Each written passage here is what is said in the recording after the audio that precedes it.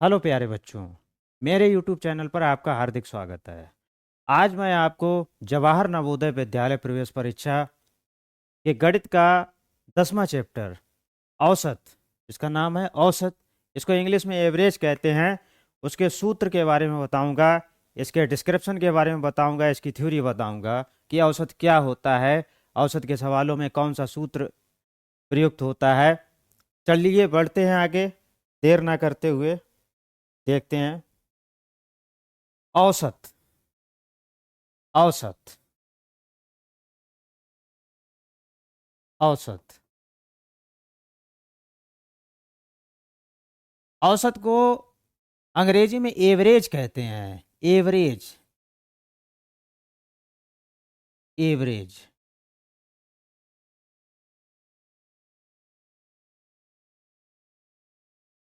क्या होता है औसत? देखिए, दो या दो से अधिक,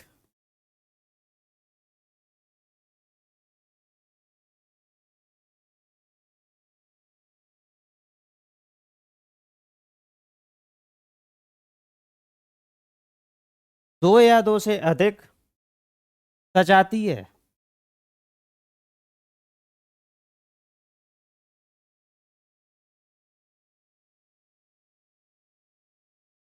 राशियों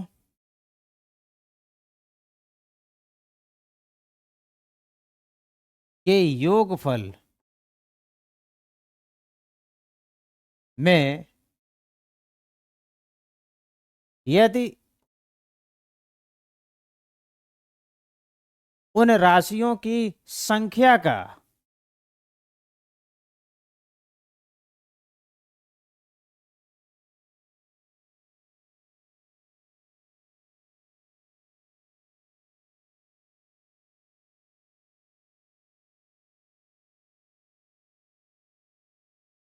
भाग देने पर या भाग दिया जाए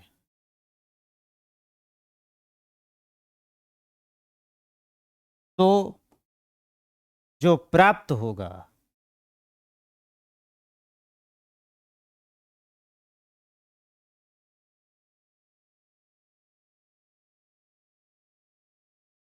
औसत कहलाएगा।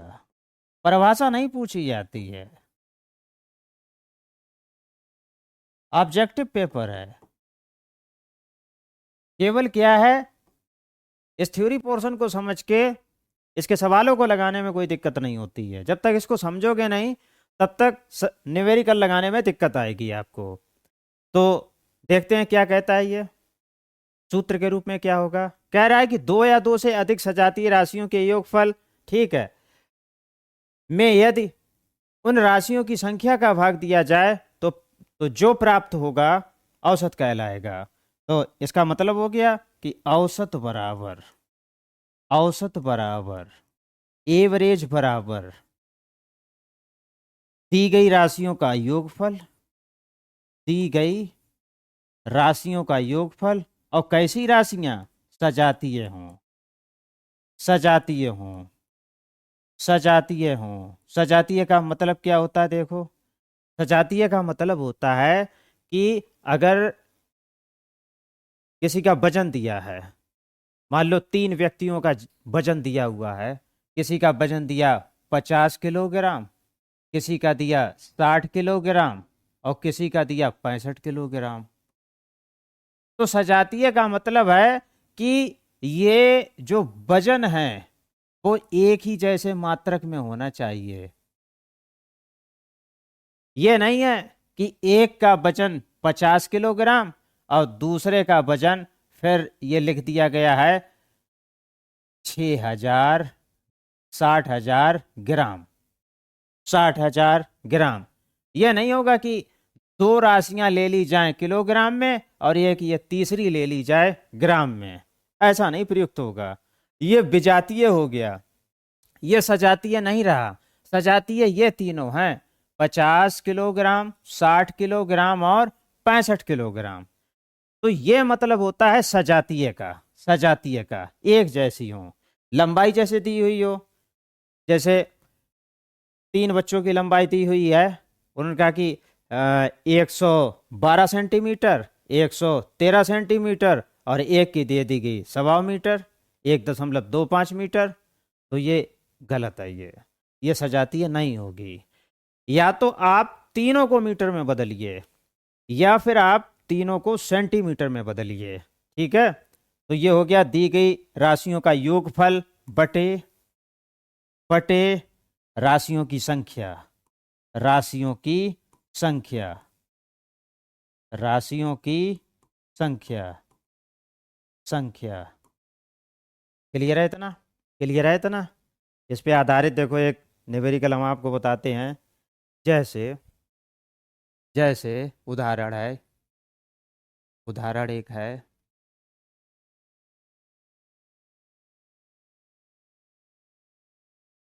3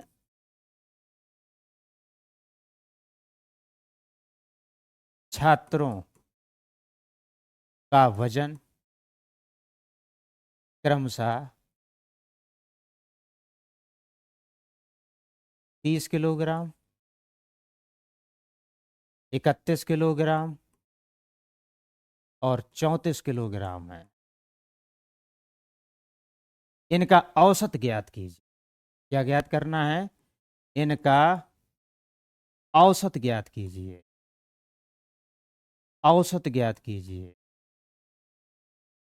तो उस सूत्र के अनुसार क्या हो जाएगा? ज्ञात कीजिए, ये सवाल है। तो औसत क्या होगा? औसत क्या होगा? वही सूत्र। सूत्र क्या होगा? सजातीय राशियों का योगफल। तो ये राशियां सजातीय हैं, तीनों किलोग्राम किलोग्राम किलोग्राम में हैं।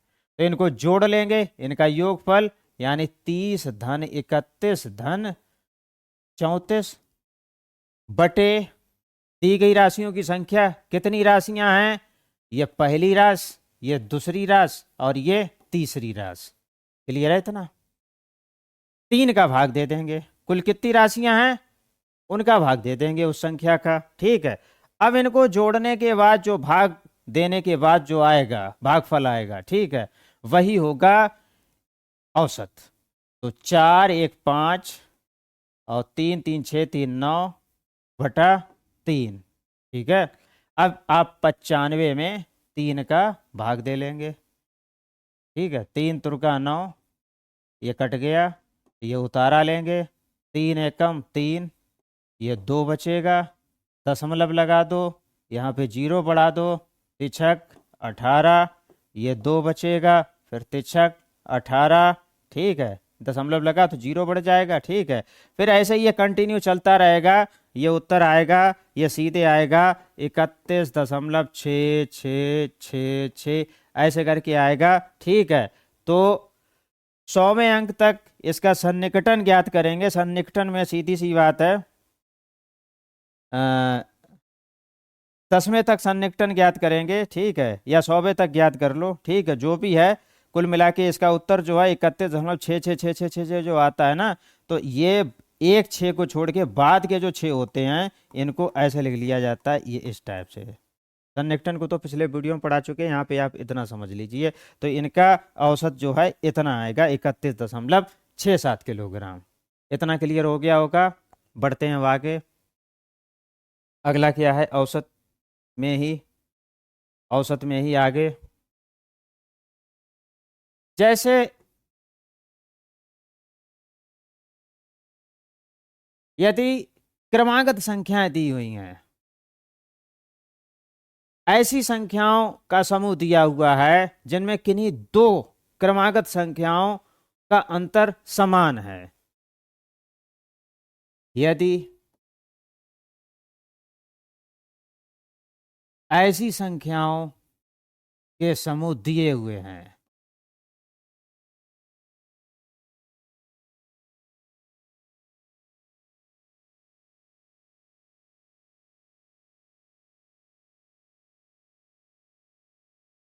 दिए हुए हैं जिनमें जिनमें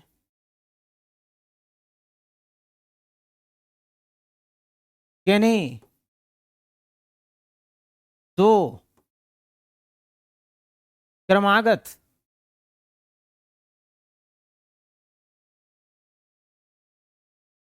संख्याओं में समान अंतर है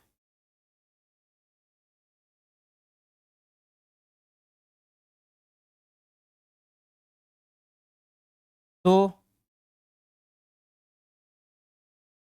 पहली संख्या और अंतिम संख्या का योग, तो इनका औसत ऐसे निकलेगा। सीधे हम सूत्र लिखते हैं, इनका औसत क्या होगा? औसत देखो, अब इनका औसत बराबर होगा, औसत औसत बराबर पहली संख्या प्लस अंतिम संख्या बटे 2। इस हिसाब से इसको देखो, एक एग्जाम्पल से बताते हैं। उदाहरण क्या है? उदाहरण समझिए आप इसका, इस पे आधारित। जैसे संख्या दी हुई है 3, 5, 7, 9 का औसत निकालिए, का औसत निकालिए। तो इनका औसत क्या होगा? औसत क्या होगा? निकालिए। तो औसत इस सूत्र से निकालेंगे, इस वाले सूत्र से, कि भाई ऐसी संख्याओं का समूह दिया हुआ है कि किन्हीं दो क्रमागत संख्याओं के बीच का जो अंतर है, ठीक है, वो समान है। जैसे 3 और 5 में अंतर कितने का है? भाई 2 का अंतर है। 5 और 7 के बीच में कितने का अंतर है? भाई 2 का अंतर है। 7 और 9 के बीच में कितने का अंतर है? भाई 2 का अंतर है। यानी ये जो बात कही हुई है, ये जो दी हुई संख्याएं हैं, इनका समूह इस बात का पालन करता है। जब इस बात का पालन करता है तो इसके अनुसार इनका औसत निकल आएगा। तो क्या होगा? ये सूत्र ये कहता है कि औसत बराबर पहली संख्या, तो ये रही भाई पहली संख्या, अंतिम संख्या, तो ये रही भाई अंतिम संख्या। इन दोनों को हम जोड़ लेंगे, पहली संख्या प्लस अंतिम संख्या, ठीक है, इन दोनों को हम जोड़ लेंगे। ठीक है, ठीक है, धन कर लिया। अब बटे 2, तो बटे 2, अब देखते हैं कितना आता है। 9 3 12 बटे 2, ये कट जाएगा तो ये 6 निकलेगा। क्लियर है इतना? इसको दूसरे तरीके से भी देखते हैं कि क्या वाकई में 6 आएगा। अब इसको साधारण तरीके से देखते हैं। जो औसत का हमने सबसे पहले जो परिभाषा बताई थी, उसके अनुसार जो सूत्र बताया था कि अगर सजातीय राशियां दी हुई हैं तो उन सभी सजातीय राशियों को आप जोड़ लेंगे, और जोड़ने के बाद उसमें सजातीय राशियों की संख्या का यदि आप भाग देंगे तो जो भी प्राप्त होगा वो औसत होगा। तो ये सजातीय राशियां, इनको हम जोड़ लेंगे। ठीक है, दूसरे तरीके से भी ज्ञात करते हैं। औसत बराबर औसत बराबर औसत बराबर क्या होगा? 3 धन 5 धन 7 धन 9, 3 धन 5 धन 7 धन 9, ठीक है, बटे, अब कितनी हैं? 1 2 3 4, 4 हैं ये, ठीक है, 4 राशियां हैं, ठीक है, बराबर 3 और 5 8, 8 और 7 15, 15 9 24, 24 24 24 बटे 4, 24 बटे 4, 4 में 4 का भाग 24 में देंगे तो 4 छंग 24। देखिए यहाँ पर भी 6 आया और यहाँ पर भी 6 आया। बोलो क्लियर है इतना? क्लियर है इतना? आगे बढ़ते हैं, अब आगे बढ़ते हैं। अब क्या है इसमें? अब इस चैप्टर में क्या है? इस चैप्टर में यह है कि एक क्वेश्चन की कैटेगरी एक ये आती है कि कोई 5 संख्याएं दी हुई हैं, कोई 5 संख्याएं दी हुई हैं, मान लो 6 भी हो सकती हैं, 5 संख्याएं दी हुई हैं, 5 संख्याएं, 5 संख्याएं दी हैं। प्रथम 3 संख्याओं प्रथम 3 संख्याओं का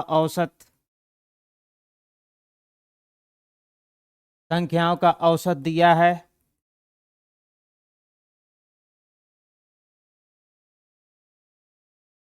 प्रथम 3 संख्याओं का औसत दिया है एवं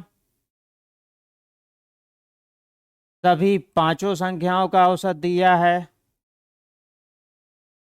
सभी पांचों संख्याओं का औसत दिया है, पांचों संख्याओं का औसत दिया है।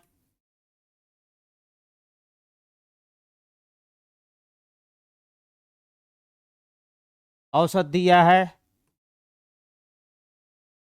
औसत दिया है। ठीक है।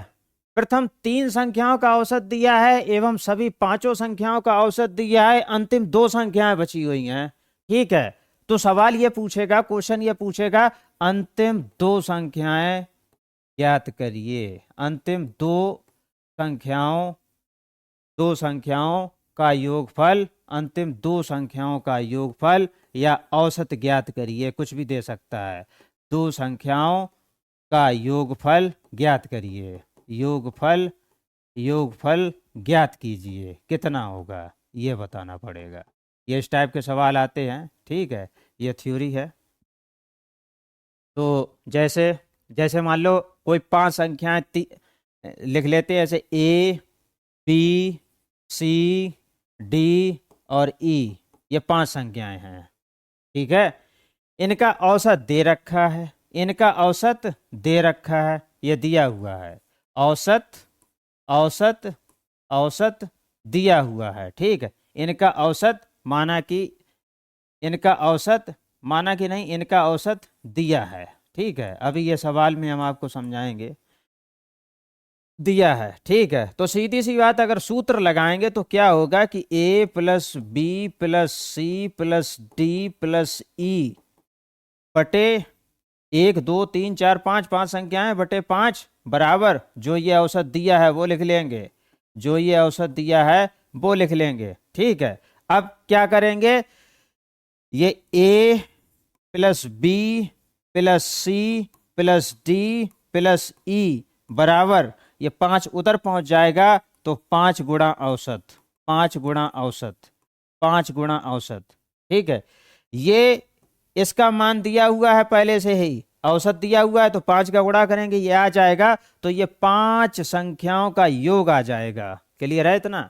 पांचों संख्याओं का योग आ जाएगा। ऐसे ही प्रथम तीन संख्याओं का, यानी कि a प्लस बी प्लस सी, ठीक है, बटे तीन, ठीक है, बराबर ये औसत इन्होंने दे रखा है, इसका प्रथम तीन संख्याओं का औसत दे रखा है, ये दिया है, ये दिया है। तो क्या करेंगे, a प्लस बी प्लस सी हम इस वाले फार्मूले से ज्ञात कर लेंगे, a प्लस बी प्लस सी हम इस वाले फार्मूले से हम ज्ञात कर लेंगे। यहां पे बताते हैं इस चीज को, इस चीज को यहां पे समझाते हैं कि a प्लस बी प्लस सी बराबर तीन गुणे औसत, तीन गुणे औसत, ये दिया हुआ है इनका। ठीक है, तीन गुणे औसत, इस टाइप से। ठीक है।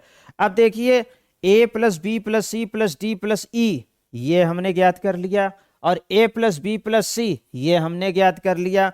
अगर अगर अगर इस फार्मूले में, ठीक है, a प्लस बी प्लस सी का मान इतना रख दिया जाएगा, इतना रख दिया जाएगा, तो क्या निकल आएगा, d प्लस ई। क्या निकल आएगा, d प्लस ई, और d प्लस ई ही अंतिम दो संख्याएं हैं।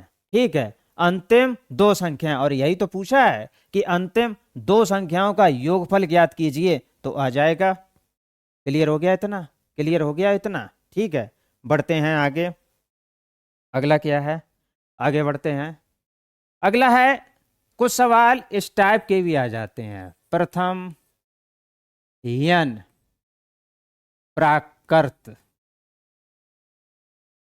प्राकृत, प्रथम यन प्राकृत, प्रथम यन प्राकृत संख्याओं, संख्याओं का औसत, का औसत। इन इन सूत्रों को देख के घबराना नहीं है, याद करने का तरीका बताएंगे आपको, ट्रिक बताएंगे। हमारे पोर्शन में ज़्यादातर हम जो चीज़ कठिन होती है उसकी हम ट्रिक जरूर बनाते हैं, और ट्रिक्स ऐसी होगी जो कि आपको बेहद आसान और सरल लगेगी, जिससे आपकी तैयारी और बेहतर हो जाएगी, आपके माइंड पर ज़्यादा लोड नहीं पड़ेगा और आपको आसानी से याद रहेगा। ठीक है, आगे बढ़ते हैं। प्रथम यन, प्रथम यन n सम संख्याओं का औसत बराबर, सम संख्याओं का औसत बराबर, का औसत बराबर। प्रथम, इन पे सवाल आते हैं। प्रथम n विषम संख्याओं का औसत बराबर, विषम संख्याओं का औसत बराबर, संख्याओं का औसत बराबर। ये क्या होगा? देखो देखो सूत्र में n+1/2। क्लियर है इतना? क्लियर है इतना? ठीक है।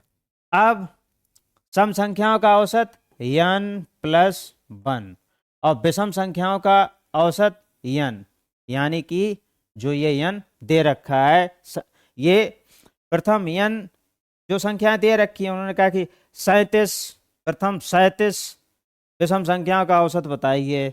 तो यहाँ पे 37 जो है वो n है। इतना क्लियर हो गया कि नहीं? अब इसमें जो है ये सूत्र याद कैसे रहेगा, ये मेन चीज है। तो सूत्र याद करने के लिए ये सूत्र तीनों एक साथ ही याद रहेंगे। इन तीनों को आप एक साथ लिख के याद कर सकते हैं। कैसे? देखो देखो, अब आप ट्रिक्स समझो। यहां पे क्या लिखा है? प्राकृत। बहुत अजीब सा कठिन शब्द लिखा है। तो प्रथम n प्राकृत की बात आए तो यहां कठिन, तो यहां भी भारी भरकम सूत्र n+1/2 इनकी तुलना में, इसकी और इसकी तुलना में। क्लियर है इतना? ये पहला याद रहेगा। ये ट्रिक्स आपको इस बात में मदद करेगी कि ये वाला सूत्र आपका इसमें नहीं एंट्री कर पाएगा और ये वाला इसमें एंट्री नहीं कर पाएगा। मतलब इधर का उधर, उधर का इधर नहीं होगा। बस इतनी ही गलती होती भी है। इतना तो याद रहता है कि किसी में n है, किसी में n+1 है, किसी में n+1/2 है, लेकिन अब किस में क्या क्या है कुछ पता नहीं। हड़बड़ में सब गड़बड़ हो गई। ठीक है, तो वो गड़बड़ ना हो तो धैर्यता के लिए कैसे याद रखोगे? इस तरीके से याद रहेगा कि यहां पर है भारी भरकम शब्द, तो सूत्र भी है भारी भरकम। क्लियर है इतना? अब देखिए यहां पे लिखा है सम छोटा और यहां पे लिखा है विषम बड़ा। भाई सम और विषम एक दूसरे की तुलना करके आप देखोगे तो सम इतना छोटा लिखा है और विषम 3 अक्षरों का हो गया है, ये बड़ा लिखा है। तो जो लिखा है छोटा उसको बैलेंस करने के लिए ये सूत्र आएगा बड़ा n+1 वाला। ठीक है, और जो लिखा है बड़ा उसका सूत्र आएगा छोटा, ये केवल छोटा सा। क्लियर हो गया होगा इतना? क्लियर हो गया होगा इतना? औसत वाले चैप्टर में, एवरेज वाले चैप्टर में इतना ही है। एवरेज वाले चैप्टर में इतना ही है। अगर आपको ये वीडियो पसंद आया हो, आपको लाभदायक लगा हो, तो चैनल को सब्सक्राइब अवश्य करिएगा। अगर आपके आसपास कोई और बच्चा नवोदय विद्यालय की तैयारी कर रहा हो तो इस चैनल का लिंक उसको जरूर शेयर करिएगा। चैनल को लाइक करिए, शेयर करिए। वीडियो देखने के लिए आप लोगों का बहुत बहुत धन्यवाद।